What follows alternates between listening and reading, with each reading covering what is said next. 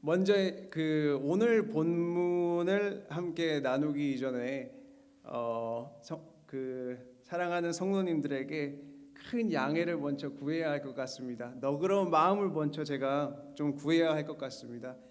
왜냐하면은 이제 앞으로 하나님께서 허락하신 시간 동안 이제 새벽 예배의 설교를 하게 되고 또 함께 성경을 읽어가고 또 이제 그 성경이 증거하고 있는 것들을 이렇게 나누게 될 텐데, 제가 이거를 영어로 했으면은 그래도 어려움 가운데서도 좀 쉽게 수월하게 했었을 텐데, 이게 한국말로 하다 보니까 아직 서툰 부분도 많고 부족한 부분이 많기 때문에 너그러운 마음으로 이렇게 봐주시기를 바랍니다. 제가 공적인 자리에서 한국어를 이렇게 사용할 때 전문성을 가지고 있는 단어라든지 그런 문장들은 많이 사용한 적이 없어서 말을 하다가 말이 툭툭 끊길 수도 있고, 아니면은 원고를 읽다가 제가 어디 있는지를 이렇게 놓칠 수도 있습니다. 이런 실수가 분명 언젠가는 한두 번은 일어날 텐데, 그럴 때마다 그 너그러운 마음으로 많이 품어주시고 또 제 실수에 초점을 두시는 것보다 그 뒤에 계시는 하나님, 또 그리고 그 성경이 증거하고 있는 것들에 이렇게 중점을 맞춰주시면은 감사드리겠습니다. 이제 앞으로 함께 이제 고린도전서를 쭉 1장부터 끝까지 읽어 나가려고 하는데요. 제가 이제 신학교를 다니면서 MDB를 할 때 들었던 수업 중 가장 재밌게 들었던 수업 중 하나가 이제 고린도전서 이제 주석 수업이었는데, 이 수업을 들으면서 이제 공부를 하고 말씀에 대해서 기도도 많이 하고 또 이제 모르는 것들은 또 동기들하고 고민하고 새벽까지 이렇게 논하고 이게 맞냐 저게 맞냐 이런 얘기를 많이 하는 시간을 이렇게 보냈는데, 이 중에서 제가 가장 중요했다고 제가 읽었을 때 중요했다고 생각되는 것이 사도 바울이 고린도 교회에서 다루었던 어떤 문제, 질문, 의문점 이런 것들이 제가 미국에 생활을 하면서 청소년기를 지나오면서 봤던 사회적인 환경하고 또 교회 안에서 제가 청소년기를 지나면서 봐왔던 교회 안에서 일어나는 일들하고 일치되는 점이 굉장히 많다는 것을 느낄 수 있었습니다. 그게 이제 고린도전서는 거의 2000년 정도, 그쵸? AD 54, 55년 정도의 사도 바울이 고린도에 있는 특정한 교회를 위한 편지인데, 그거를 2021년도 딱 이번 주 또 공부를 했을 때 읽어봤을 때 마치 현재 일어나고 있는 것들, 지금 일어나고 있는 것들을 다루고 있다고 해도 문제가 없을 정도로 그만큼 굉장히 일치되고 비슷한 점이 많았다는 것입니다. 그래서 이걸 보고 굉장히 놀랐었는데, 그런 점을 보면서 이게 하나님의 말씀이 살아있다는 뜻이구나. 이게 하나님의 말씀이 운동력이 있다는 것이구나. 이게 부분적인 저의 해석이지만 이런 뜻이었구나. 말씀이 진짜로 살아있기 때문에 혼과 영과 관절과 골수를 찔러 쪼개고 마음의 생각과 뜻을 감찰할 수 있는 것이구나라는 생각이 문득 이렇게 들더라고요. 어떻게 보면은 성경에 있는 것은 굉장히 오랜 시간 전에 기록되어 그냥 어떤 사람들한테는 그냥 또 대다수의 젊은 사람들한테는 그냥 단순한 책이라고 여겨지는 일들이 많은데, 이 고린도전서를 읽어보고 현재 일어나는 상황을 딱 보았을 때 이거는 단순히 흔한 책이 아니라 하나님의 말씀을, 살아계신 말씀을, 운동력이 있는 말씀을 어제도 역사하시고 오늘도 역사하시고 내일도 역사하시고 영원토록 역사하시는 하나님의 말씀을 증거하고 있는 거구나 라는 것을 깨달을 수 있게 되었습니다. 사도 바울은 어떻게 보면은 일시적인 시간을 살았죠. 그 중에 또 일시적인 시간 중에 하나님의 영광을 따라 고린도 교회에 편지를 적게 되고, 그렇죠. 또 그것이 고린도 교회의 그 성도들한테 한 명 한 명 한 명 읽고, 아니면 교회에서 낭독이 되고, 또 그 말씀을 읽혀주면서 어떤 이에게는 권면이 되고, 어떤 이에게는 칭찬이 되고, 또 어떤 이에게는 책망이 되고, 어떤 사람에게는 희망을 주는 말이었는데, 이 말씀은, 이 똑같은 말씀은 먼 시간이 지난 오늘도 우리를 가르치시고 권면하시고 말씀을 통해서 잘했다 칭찬하시고, 또 책망이 필요한 부분에서는 이렇게 해야 된다 책망하시고, 또 올바른 주님의 교회를 올바른 방향으로 인도를 하시는데, 앞으로 이제 주어진 시간을 함께 보내면서 제가 공부하면서 이렇게 깨달았던 것과 말씀이 증거하고 있는 하나님의 은혜를 함께 조금이나마 부족하지만 그래도 나누길 원합니다.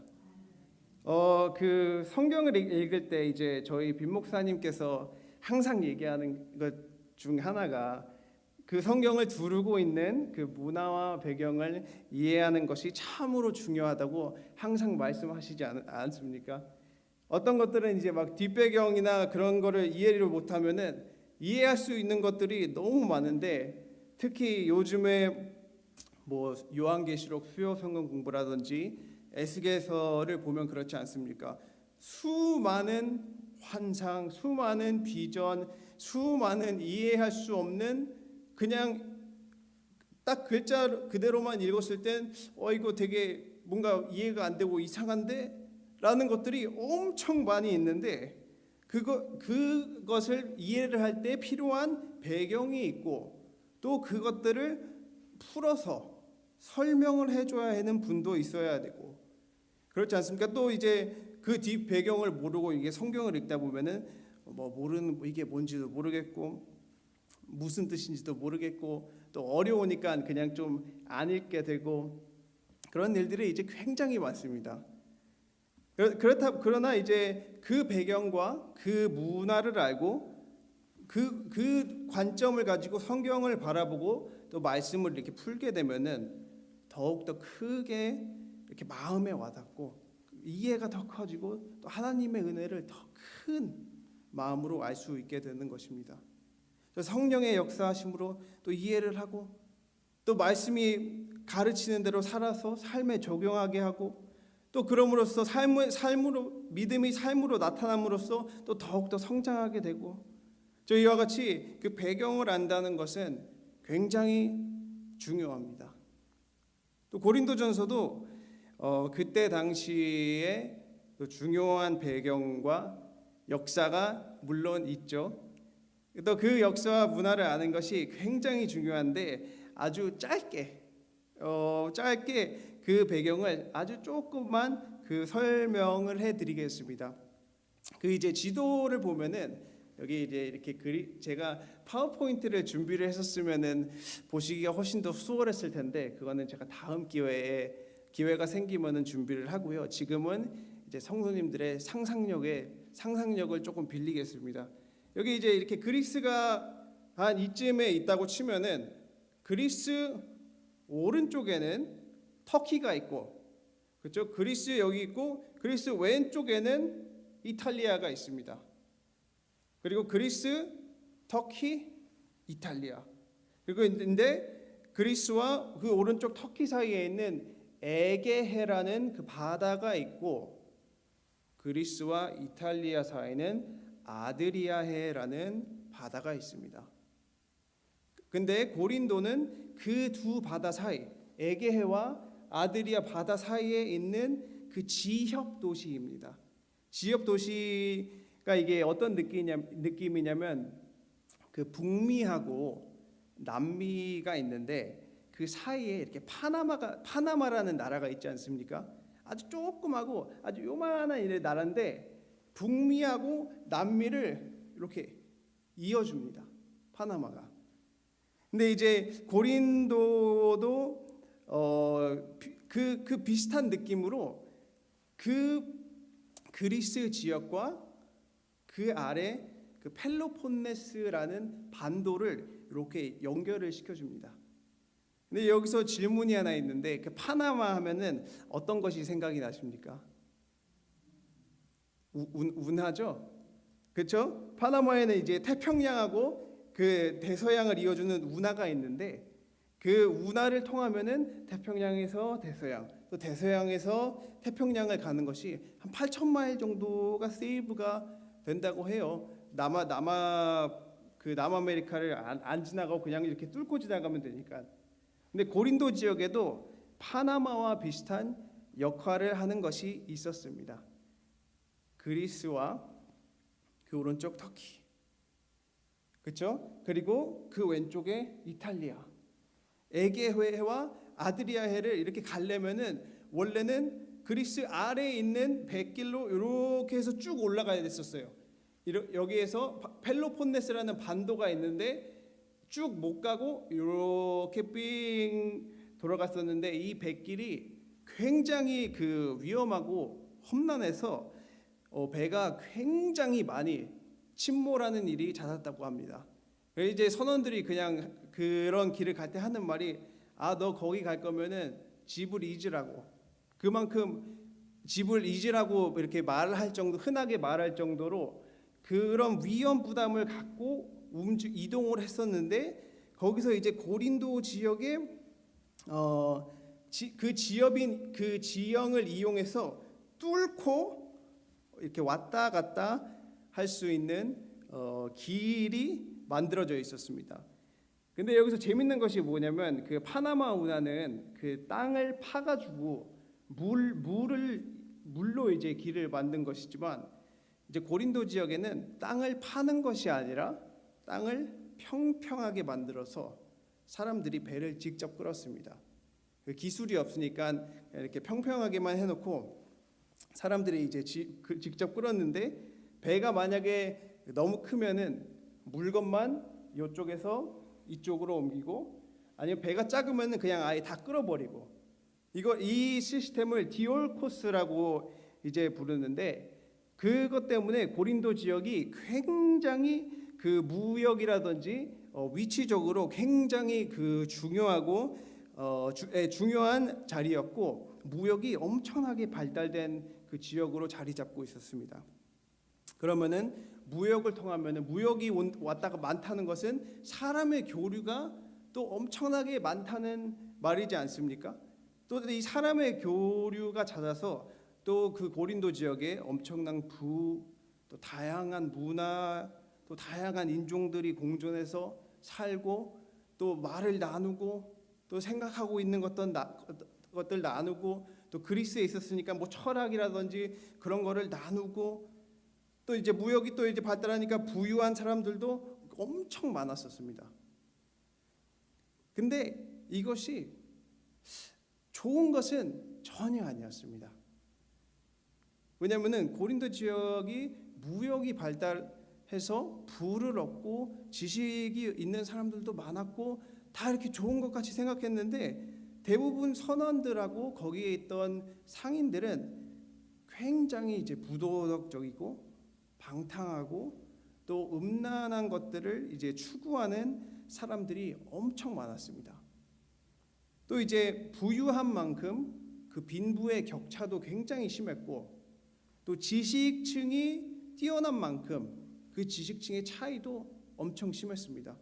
그러니까 부자가 있으면은 또 그만큼 가난한 사람이 있고, 또 엄청 똑똑한 사람이 있으면은 또 그만큼 그 못 배운 사람들이 있고, 또 이제 다양한 사람이 살았기 때문에 여러 문화, 종교, 또 그런 것 때문에 이렇게 잘못 혼합이 돼서 되게 쉽게 타락하고, 약간 그런 뒷배경이 그런 고린도였습니다. 근데 또 여러분 이제 올림픽 아시지 않으십니까?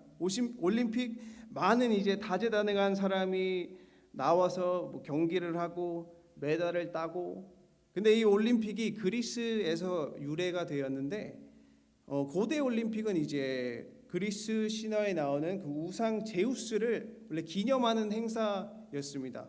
5일 동안 제사를 지내고 우상 숭배를 하고, 또 이제 다양한 경기를 하고 먹고 마시고 놀고 또 그게 음행으로 이어지고 근데 이런 올림픽 경기가 고린도에도 똑같이 있었어요.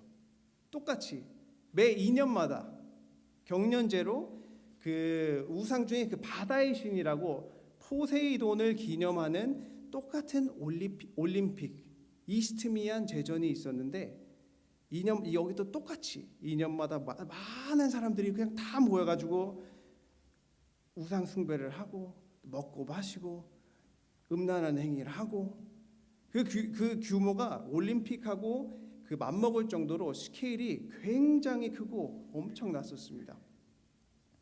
이런 올림픽 이런 것들은 고린도의 상황을 엄청 이제 더 악화를 시켰는데 이 부패하고 음란이 얼마나 심했었냐면 또 고린도의 그 여신 아프로디테 뭐 사랑과 아름다움의 여신 우상 신전이 있었는데 그 안에 1000명의 여사제가 항상 있었다고 합니다.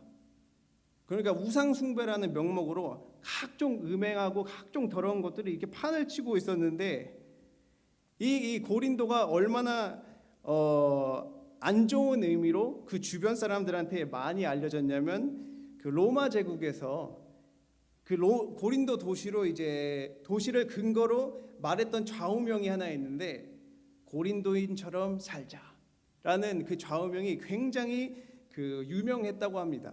그러니까 고린도인이 했었던 음란과 쾌락주의를 따라서 그러면은 나도 저렇게 살자. 고린도인처럼 살자. 그냥 먹고 마시고 그냥 쾌락에 찌들고 음행하고 우상 숭배하고 그런 도시였습니다. 근데 이제 제가 처음에 말씀드렸다시피 제가 고린도전서를 이제 읽으면서 가장 생각이 든 것 중에 하나가 왜 이래 현재 사회가 생각이 나는 걸까? 왜 이래 분명히 2000년 전에 일어난 것들인데 왜 나는 요즘에 일어나는 일들이 생각이 나는 걸까? 그런 고민을 굉장히 많이 했습니다. 근데 이제 뉴욕, 그렇죠? 전 세계에서 뉴욕에는 다양한 인종, 다양한 문화들의 이렇게 교류가 있고, 그죠? 또 같이 공존하고, 또 이제 비즈니스 같은 것도 하게 되고, 어떻게 보면은 그 굉장히 비슷한 점이 많습니다. 뉴욕에도 빈부격차가 심하고 똑똑한 사람들도 있고 그만큼 격차도 심하고 또 방탕의 도시고 향락의 도시고. 근데 이게 굉장히 재밌는 게 고린도 지역을 보고 그 시대의 좌우명 고린도인처럼 살아라라는 말을 들을 때 현재 사회에서 이렇게 젊은 사람들이 예전에 썼던 말들이 그런 게 있어요. 그 현재 사회에도 그 고린도인처럼 행하라라는 말이 이런저런 형태로 굉장히 이제 떠돌아다니고 있는데 여러분 혹시 영어 중에 그 욜로라고 들어보셨습니까? 욜로라고 YOLO의 약자인데 이게 You only live once. 그러니까 너는 딱 한 번 산다. 그렇죠? 욜로. 딱 한 번 산다. 이 말이 이제 제 기억으로 한 5년 정도, 그 한 90년대 이제 태어난 그쵸 제 또래들이죠. 그 사람들이 이제 미래를 생각하지 않고 현재를 즐기며 살자. 왜냐면 딱 한 번 사니까. You only live once. 욜로. 그래서 너는 딱 한 번 산다. 그래서 현재를 즐기며 살자라는 생각에서 나온 말인데 딱 한 번 사니까 내일이 어떻게 됐든 I don't care. Not my problem. 그죠? 오늘을 즐기고 살자. 그러면서 사치와 방탕과 음행과 비도덕적인 행동을 어떤 책임이나 다음을 생각하지 않고 그냥 즐기자. 오늘을 즐기자라는 말이 굉장히 유행했던 적이 있습니다.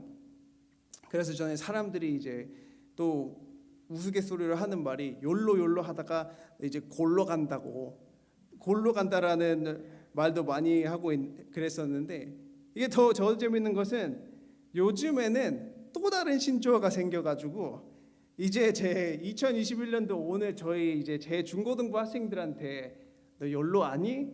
욜로 그러면은 저 아저씨 취급해가지고 저랑 안 놀아줘요. 아저라고 그냥 가라고.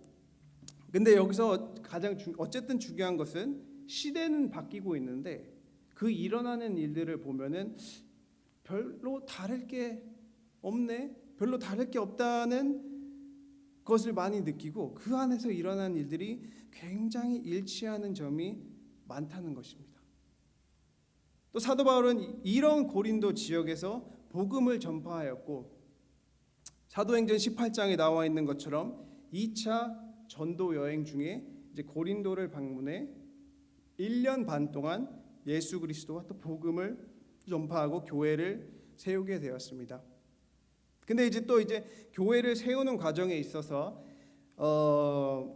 그런 문화와 그런 배경이 교회에도 이렇게 조금씩 스며들어 가지고 그런 다양한 문제들과 다양한 이렇게 어려운 부분들이 많이 일어났었는데 고린도전서에서는 그런 문제점들을 또 그런 의문점들을 그런 것들을 다루며 분쟁을 해결하며 그러면 올바른 크리스찬이 삶을 어떻게 살아야 하냐라는 것을 말을 해주고 있습니다. 그래서 이제 그냥 이제 실제적으로 고린도 교회에 있었던 실제적인 문제, 사람들과 사람들이 이렇게 부딪히면서 일어났던 문제들의 해결책, 또 방법들을 논하고 말하고 있는 것입니다. 또 이제 앞으로 한 장 한 장 이제 같이 보게 되겠지만 사도 바울은 또 교회 안에 분쟁, 음행, 그죠? 성도 간의 소송, 우상 숭배, 예배의 질서가 뭐냐, 성찬식, 거기에서 일어나는 또 빈부경차에 관한 것들, 또 은사, 사랑은 또 뭐냐, 그 부활은 또 어떻게 되는 거냐, 헌금은 또 어떻게 해야 되는 거냐라는 굉장한 실제적인 부분을 이렇게 다루고 있습니다. 이것을 하나하나 이렇게 보면서 사도 바울이 줬던 그런 해답들은, 이런 문제의 해답은 당시의 고린도 교회에만 적용되는 것이 아니고 후 시대 그리고 오늘날 우리의 교회에도 똑같이 적용이 되고 똑같이 우리에게 큰 깨달음과 큰 권면으로 이렇게 다가오고 있습니다. 그래서 오늘은 짧게 1절에서 3절까지만 한번 이렇게 보겠습니다. 사도 바울은 1절하고 2절 제가 다시 한번 읽어드릴게요. 하나님의 뜻을 따라 예수의 사도로 부르심을 받은 바울과 형제 소스데네는 고린도에 있는 하나님의 교회 곧 그리스도 예수 안에서 거룩하여지고 성도라 부르심을 받은 자들과 또 각 처에서 우리의 주 곧 그들과 우리의 주 대신 예수 그리스도의 이름을 부르는 모든 자들에게 아멘이라고 말하고 있습니다. 이제 바울이 이제 서신을 쓸 때 항상 특징이 있는데 처음에는 항상 보내는 사람, 그렇죠? 바울, 그리고 사랑하는 형제 소스데네, 그리고 이제 받는 사람 고린도 교회.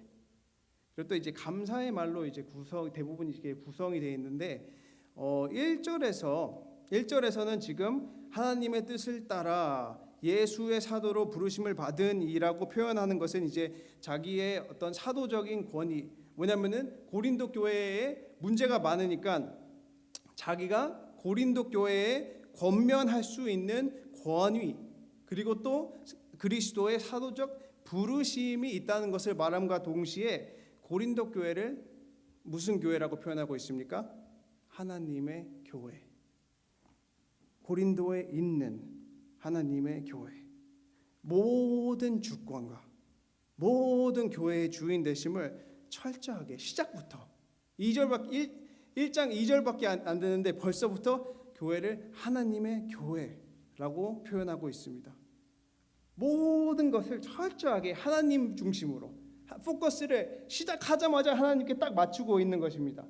그러니까 분쟁하고 문제가 많았던 교회에게 처음부터 사도 바울이 먼저 일깨우는 것은 교회는 나의 것, 교회는 어떤 사람의 것이 아니라 오로지 하나님의 것. 하나님이 그리스도를 통해서 교회를 세우시고 친히 주인 되시고 친히 성도님들을 부르시는 것입니다. 교회는 하나님께 부르심을 받은 성도님들의 모임입니다. 이게 제가 이제 청소년기를 이렇게 지나면서 부모님이 목회자시다 보니까 많은 교회를 보고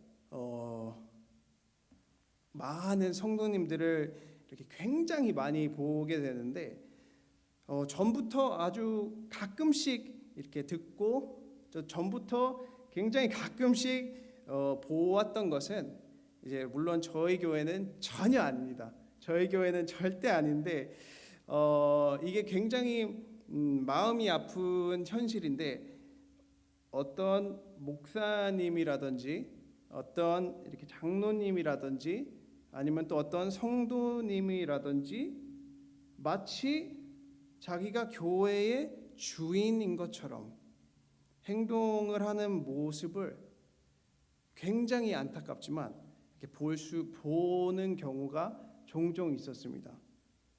내가 이 교회를 수고해서 이 정도 세웠으니까 내 마음대로 해도 되지. 내가 세웠는데. 내가 이 교회 헌금을 얼마나 많이 하는데 내 말 들어야지. 내가 이 교회 몇십 년을 다녔는데 감히 나를 무시해? 네가 감히 나를 무시해? 이런 말들을 굉장히 이렇게 접하면서 들으면서 이제 자랐는데 그런 자기중심적인 것들이 교회 안에서도 이렇게 많이 있다는 것입니다. 마치 자기가 교회의 주인인 것처럼. 예를 들어서 어떤 한 회사를 이렇게 다니다 보면은 어떤 회사는 그 회사 주식을 이렇게 보너스로 주는 경우가 있는데요. 이렇게 보너스로 주면은 일을 하면 할수록 자기가 자기 회사의 주주가 되고, 그죠? 일을 함과 동시에 그 회사 부분을 이렇게 갖게 되고, 그 회사에서는 어떻게 보면은 그게 뭐 당연하게 뭐 이렇게 여겨질 수도 있는데, 근데 그런 모습이 교회에서도 시간이 지나면 지날수록 내가 교회의 주주가 되는 것처럼, 그렇죠? 내가 더 일을 많이 하고 내가 더 덕을 많이 쌓고 내가 더 교회를 오래 다니면은 마치 그 교회의 주인이 되는 것처럼. 물론 이제 교회를 섬기고 교회 일을 하고 교회에 좋은 덕을 쌓는 것은 하나님의 부르심을 받는 자들이 해야 되는 마땅한 것입니다. 근데 그 중심에 무엇이 있느냐 말이죠. 그 중심에 내가 있는지. 그렇죠? 고린도 교회에 있는 나의 교회. 그렇죠? 아니면은 뭐 어디에 있는 나의 교회. 아니면은 고린도 교회에 있는 하나님의 교회. 어디에 있는 하나님의 교회.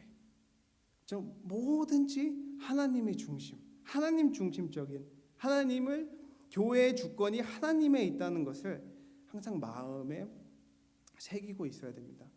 고린도에 있는 하나님의 교회. 다시 한번 읽겠습니다. 또 2절에는 고린도에 있는 하나님의 교회 곧 예수 그리스도 안에서 거룩하여지고.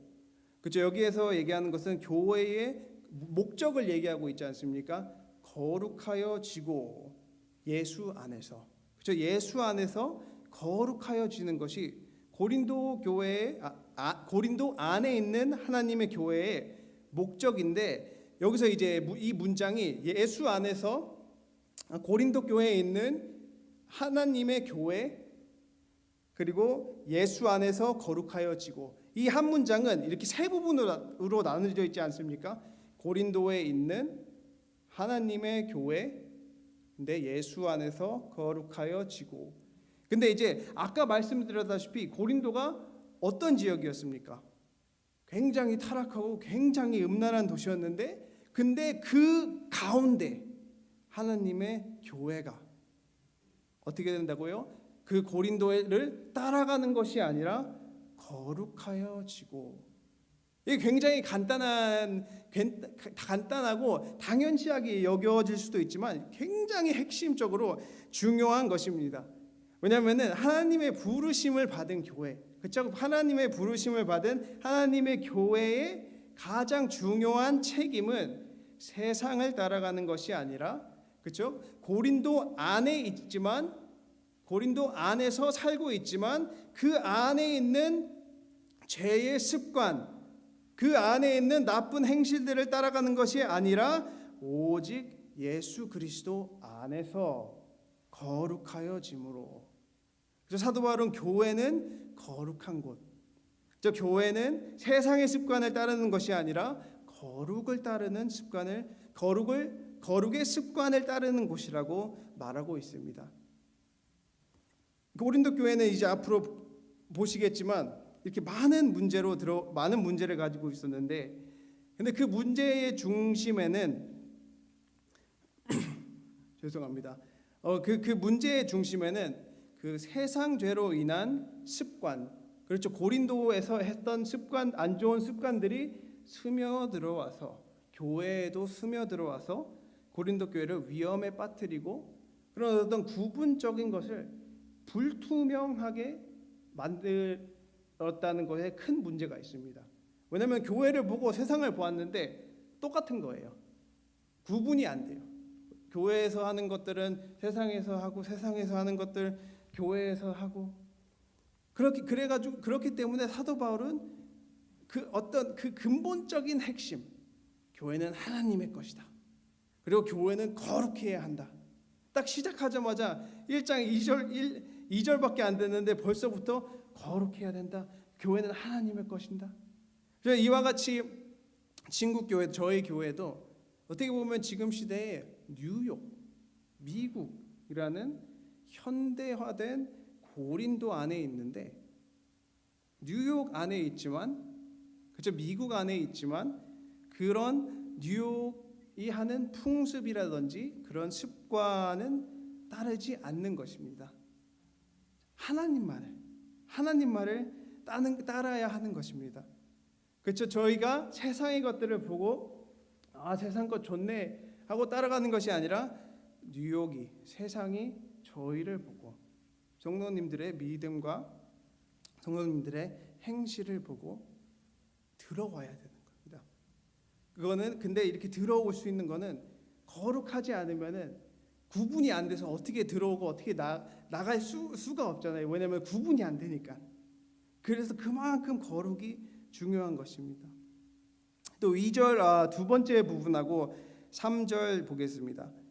성도라 부르심을 받은 자들과 또 각 처에서 우리의 주 곧 그들과 우리의 주 대신 예수 그리스도의 이름을 부르는 모든 자들에게 하나님 우리 아버지와 예수 그리스도로부터 은혜와 평강이 있기를 원하노라. 아멘. 사도 바울은 주 예수 그리스도를 내 주 그리스도, 너의 주 그리스도라고 얘기하지 않고 우리의 주, 그리고 또 한 번 더 그거를 반복을 해서 그들과 우리의 주, yours and mine. 이 말은 예수 그리스도는 모든 믿는 사람에게 동일하게 역사하고 동일한 지혜와 동일한 은혜를 베풀어 주신다는 것을 이제 다시 일깨우는 것입니다. 그러니까 누구도 그리스도의 임재와 지혜와 역사와 구원하심을 이렇게 독점, 자기 혼자가 다 이렇게 가져갈 수 없다는 것을 이렇게 증거하고 있는 것입니다. 더 똑똑하다고 그리스도께서 은혜를 더 많이 주는 것이 아니고, 더 뛰어난 은사를 가지고 있다 해도 또 은혜를 더 많이 받는 것이 아닙니다. 모든 예수 그리스도를 주라 시인하는 자들에게는 하나님의 은혜와 평강이 동일하게 임하게 되는 것입니다. 아까 말씀드렸다시피 고린도 교회에는 굉장히 다양한 사람이 있었습니다.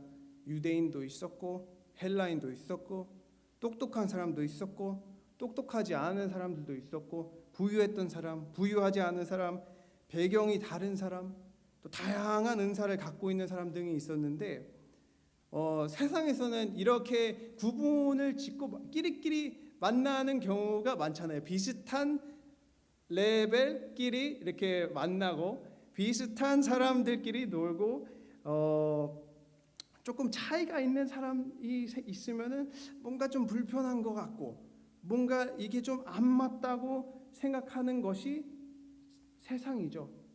어떻게 보면은 죄가 있는 세상에서는 그게 어떻게 보면은 정상이지 않습니까? 근데 교회는 세상이 아니죠. 교회는 세상이 짓는 구분을 똑같이 지지 않습니다. 그것을 초월합니다. 어떻게? 그리스도 안에서. 그리스도 안에서 모든 사람들이 동일하게 부르심을 받았고 그 내가 얼마나 잘났던지 내가 뭘 어떻게 했던지 그런 것으로 하나님의 은혜를 다 이렇게 독점할 수 있을 거라는 생각을 그거를 확 깨트리려고 사도 바울이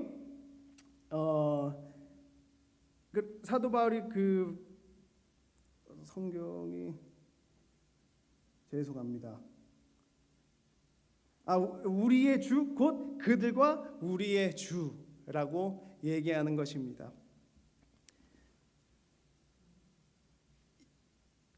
그리스도는 우리 모두의 주 되십니다.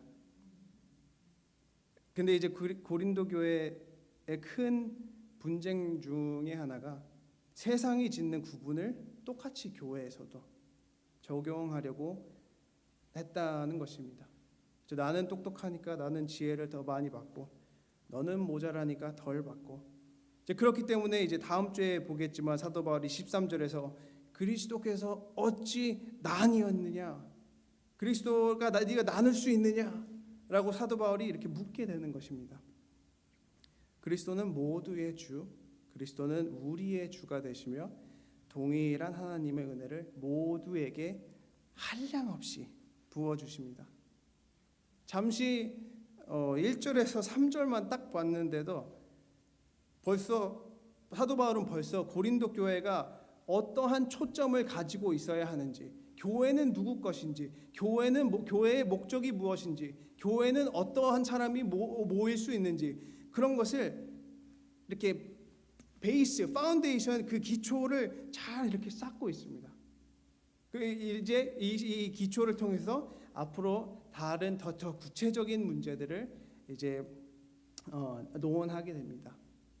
이제 설교를 마무리하면서 우리 사랑하는 친구교회 모든 여러분, 모든 성도님들, 저희 모두는 동일하게 하나님의 교회의 거룩한 목적으로 성도로 부르심을 받았습니다. 모두가 똑같은 부르심을 받았습니다.